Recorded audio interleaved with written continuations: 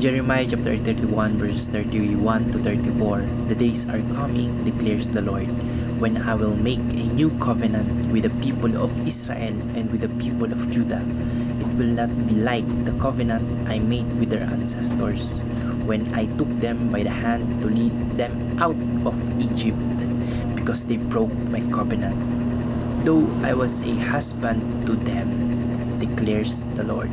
So, hindi na po natin tatapusin yung ating verse of the day dahil sobrang magkukonsume ito ng time at maubos ang ating oras.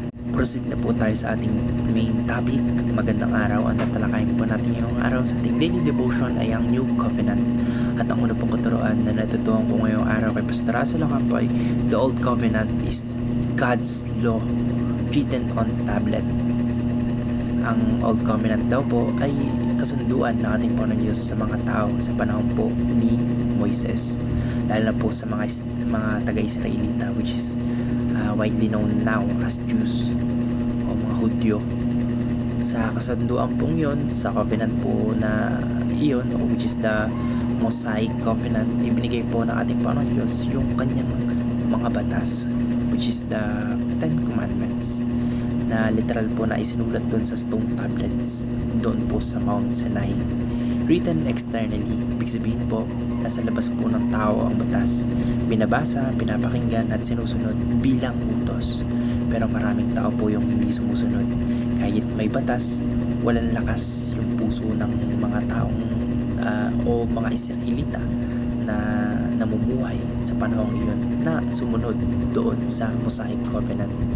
Kaya may covenant po, palpak pa rin dahil wala pang pagbabago sa loob ng kanilang mga puso.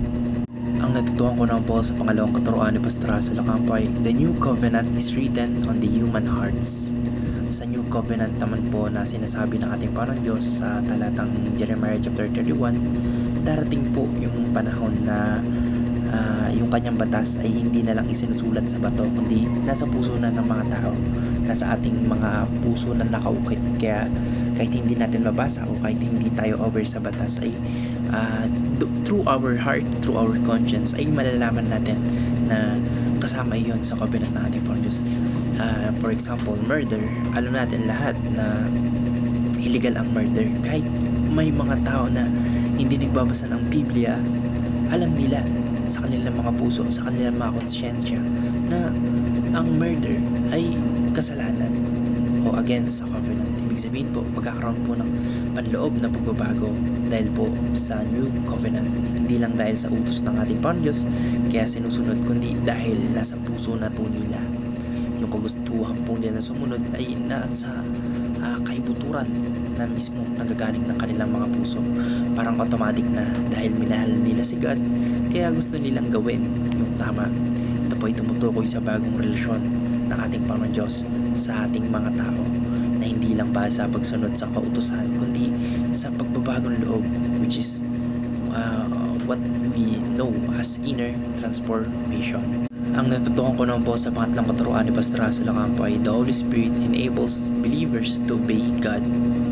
Dahil po sa New Covenant, ibinibigay po ng ating Panginoon Diyos yung Holy Spirit sa mga naniniwala sa Kanya, sa mga mananampalataya, lalo na sa pamamagitan ng ating Panginoon sa Kristo. Ang Holy Spirit po yung nagtuturo ng tama at mali, nagbibigay ng conviction kapag nagkamali po tayo, at nagbibigay ng lakas na gawin yung kalooban ng ating Panginoon Diyos. Hindi na natin kailangan pilitin yung sarili nating sumunod gamit yung mga sariling disiplina natin. Yung Holy Spirit po mismo yung tumutulong sa atin. Kaya possible na ngayon yung tunay na pagsunod. Hindi dahil perfect tayo, kundi dahil may banal na kapangyarihang gumagabay sa atin. Yun lamang po. Maraming salamat and God bless. Amen.